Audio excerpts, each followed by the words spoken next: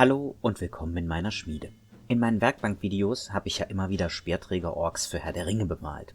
Diejenigen von euch, die sich mit Herr der Ringe auskennen, wissen, dass es bei den Plastik-Orks nur 4 verschiedene Posen mit Speeren gibt. 3 davon habe ich jetzt wenigstens einmal bemalt und die 4. Pose sieht mit dem Speer so merkwürdig aus, dass ich die lieber mit einer Zweihandwaffe ausrüste. Bei den Kämpfern mit Schwert und Schild ist es jetzt auch nicht so viel anders. Also habe ich beschlossen, ein paar der normalen Orks, wenn man bei Orks überhaupt von normal reden kann, zu Speerträgern zu machen. Es wird also kein wirkliches Umbauen, sondern mehr ein Pimp My Plastic, wie Michael vom Würfelorden das immer so schön sagt. An dieser Stelle schöne Grüße. Fangen wir also mit dem Pimp My Plastic an. Beim ersten Ork mache ich es mir recht einfach. Ich trenne die Schwerthand ab, weil die braucht er ja nicht mehr, und bohre ein Loch in den Arm, in das ich anschließend einen Messingstift einsetze.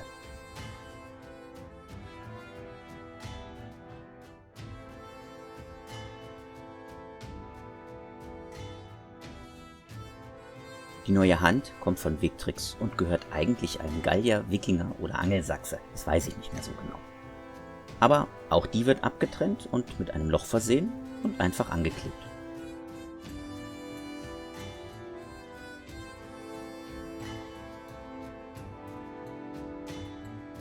Damit ist dann der erste Ork auch schon fertig. Der zweite Ork war eigentlich mit einer Zweihandaxt ausgerüstet.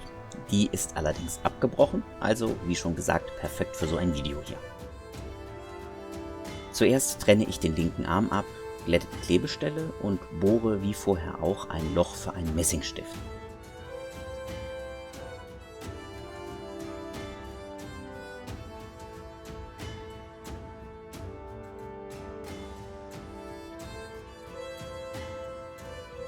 Anschließend opfert ein Grieche oder Römer seinen Unterarm. Auch das weiß ich nicht mehr so genau, wo er herkommt, denn von denen habe ich einiges in der Bitsbox.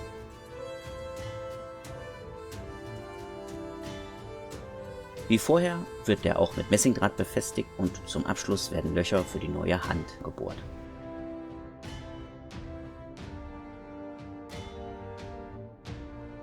Kommen wir zu Ork 3. Den nenne ich wegen seines Helms immer gern die Ratte, weil er mich einfach an Skaven erinnert. Der streckt den Speer am Bauch entlang nach vorn, das macht es etwas komplizierter, aber nicht viel. Eigentlich hätte ich den Speer auch einfach verlängern können, aber daran habe ich im Eifer des Bastelns gar nicht richtig gedacht. Also habe ich die linke Hand abgetrennt und dann so angeklebt, dass sie aussieht, als würde sie einen Schild halten. Der neue Speer war eigentlich eine makedonische Sarissa, die gekürzt und mit einer neuen Speerspitze versehen wird.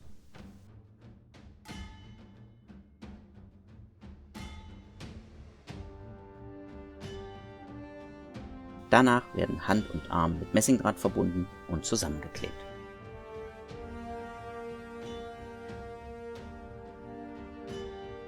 Ork Nummer 4 wird wieder schön einfach. Der Unterarm mit Streithammer wird einfach abgesägt und durch einen Arm von Conquest Games ersetzt. Bei dem ist die Klebestelle eigentlich rund und deshalb wird da auch noch mal ein bisschen dran rumgeschnitten, damit es zusammenpasst.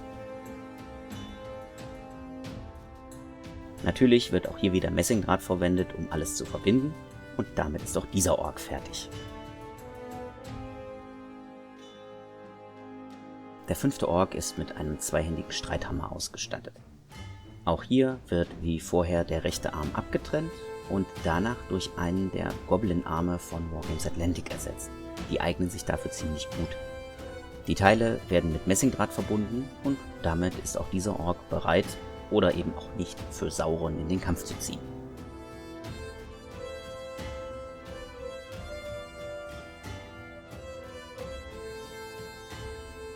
Und so sehen die aufgehübschten Speerträger-Orks aus.